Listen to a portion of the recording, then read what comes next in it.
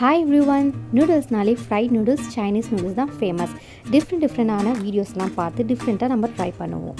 அஜினமோட்டோலாம் போட்டு இப்போ அஜினமோட்டோலாம் போடாமல் அதுவும் இந்தியன் ஸ்டைலில் நம்ம எப்படி ஃப்ரைட் நூடுல்ஸ் பண்ணலாம் அப்படின்னு சொல்லி பார்க்கலாம் வாங்க.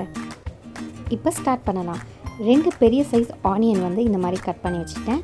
3 பச்சை மிளகா, 2 தக்காளி எடுத்திருக்கேன். அதையும் நம்ம சாப் பண்ணிக்கலாம். தேவையான அளவுக்கு கொத்தமல்லி எடுத்து தனியாக வச்சுக்கோங்க, கடைசியில் போட்டுக்கலாம்.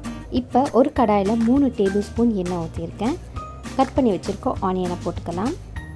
நல்லா ஒரு 5 மினிட்ஸ் மாதிரி வதக்கிக்கோங்க. நல்லா ப்ரௌனிஷ் ஆகிடும்.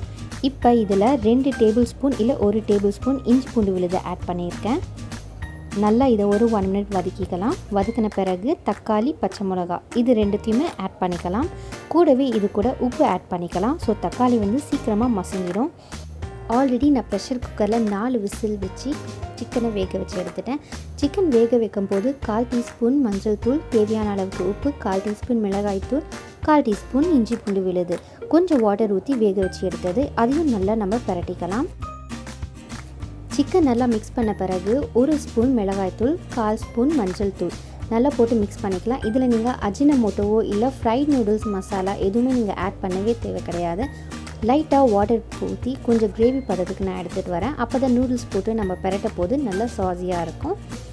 ஸோ இப்போ நூடுல்ஸ் ப்ரிப்பேர் பண்ணிடலாம். 400 ml வாட்டர் இதில் நான் ஊற்றிருக்கேன். வாட்டர் நல்லா கொதித்த பிறகு நம்ம வச்சுருக்க நூடுல்ஸ் இதில் ஆட் பண்ணிக்கலாம். மேகி இருந்தாலும் ஓகே. இந்த நூடுல்ஸ் வேகிறதுக்கு 10 மினிட்ஸ் ஆச்சு. இது லோக்கல் ஸ்டோரில் எல்லா இடத்துலையும் கிடைக்கும் உங்களுக்கு. 2 பேக்கெட் நூடுல்ஸ் போட்டிருக்கேன். நூடுல்ஸ் வெந்தாச்சு. இந்த நூடுல்ஸை நம்ம இப்போ ட்ரெயின் பண்ண போகிறோம். இப்போ நான் இதை ஸ்ட்ரெயினர் வச்சு ஸ்ட்ரெயின் பண்ணிட்டேன். நல்லா ஸ்ட்ரெயின் ஆன பிறகு பச்சை தண்ணி எடுத்து ஊற்றிக்கோங்க. அப்போ தான் நூடுல்ஸ் ஒன்றோட ஒன்று ஒட்டாது. ஸோ ப்ரிப்பேர் பண்ணி வச்சுருக்க மசாலாவில் நம்ம நூடுல்ஸை ஆட் பண்ணிக்கலாம். ஆட் பண்ண பிறகு நல்லா கிளறி விட்டுக்கோங்க.